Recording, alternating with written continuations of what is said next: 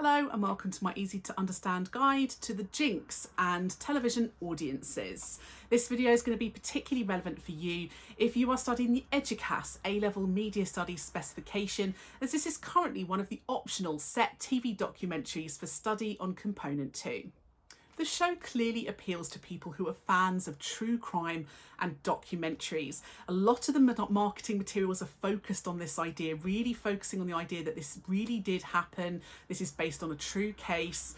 So lots of mentions of the police and investigations, lots of crime signifiers in the marketing materials and in the show itself. And that really helps to target those people who might be fans of other true crime documentaries. The audience for the Jinx was actually mostly female, but it wasn't, a massive percentage either way. That might be because, documentaries are often enjoyed more by female audiences. And because this case is about male violence against a female victim, it might appeal more to female audiences who may have been through similar violence by male perpetrators, or who may at least be able to understand this idea of male aggression and female victimization.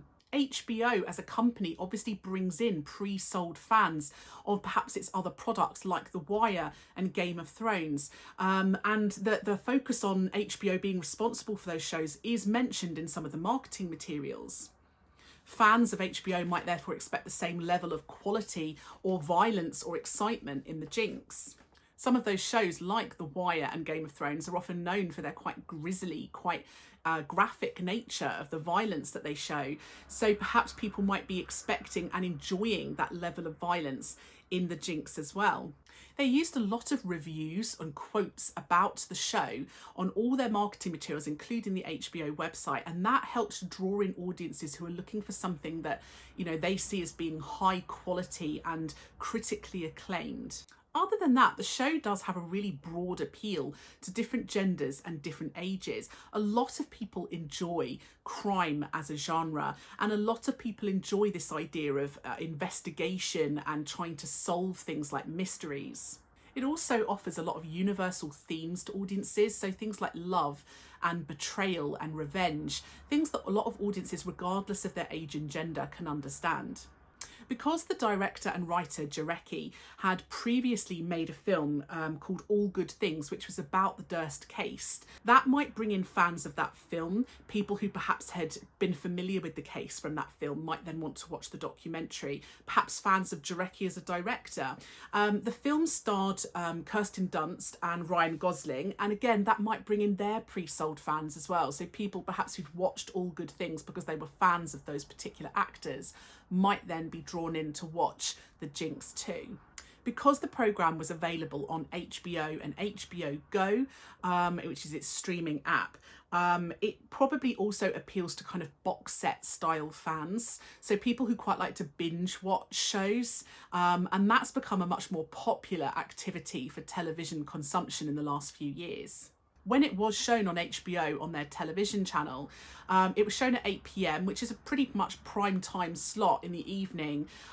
Because it wasn't shown after the kind of 9 p.m. style watershed, it suggests that perhaps the audience doesn't have to be over 18, perhaps suggests maybe the audience is 15 plus. It also offers information and education to audiences as well, perhaps about the police justice system, obviously about the real case.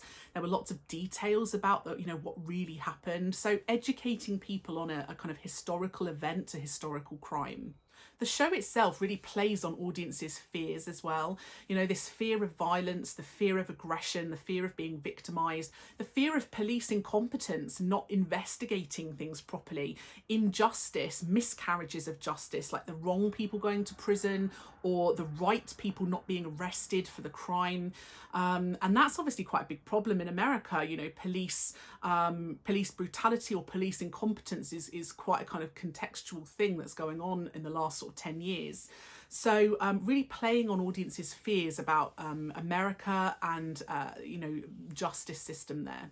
Lots of enigma, both in the programme and in the marketing materials as well. Often, finishing an episode on a kind of cliffhanger to get people to then want to watch the next instalment of the documentary.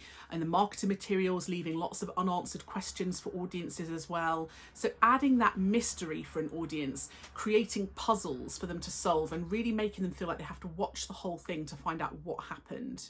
When Durst was arrested in real life the night before the finale of the documentary series, it created a huge buzz amongst audiences. A lot of people who watched the show were very excited by this, and even people who hadn't yet watched any of the episodes were drawn into it through all the news stories they were hearing about it on TV and in the paper.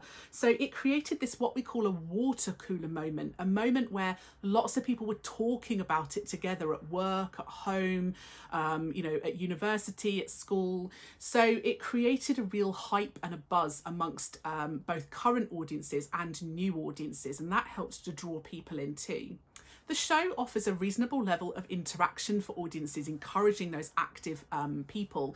So in social media, lots of people were online discussing the show, able to share content and comments and liking, etc.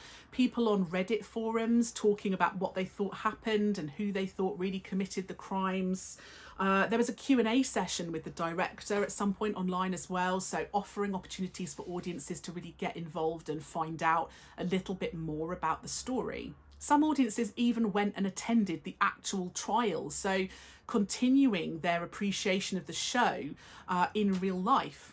People also made their own fan art and memes about the show too. So this idea of like textual poaching, taking a product and then making their own products as a result from it.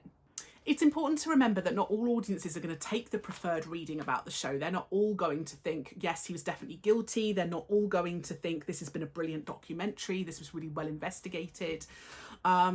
Some audiences actually did not react well to the kind of graphic imagery, especially like the reconstructions. They felt that it was dramatised and sensationalised. There didn't need to be all these dramatic reconstructions of the murder. So some audiences did not like that. Some audiences reacted quite badly to the knowledge that Jarecki and the rest of the crew had actually seemingly withheld important evidence from the police whilst they were filming, and then only handed that evidence over as the show was being aired. So it meant that some audiences did not enjoy that element. They felt that the ethical situation of the documentary was not great and that the programme makers had not necessarily done things for the right reasons. So that was my easy to understand guide to the Jinx and audiences. Don't forget to check out my channel for lots of other relevant videos about keywords, set texts and theories. And if there are any videos that you would like that I don't already have, just leave a little comment below and I'll see what I can do.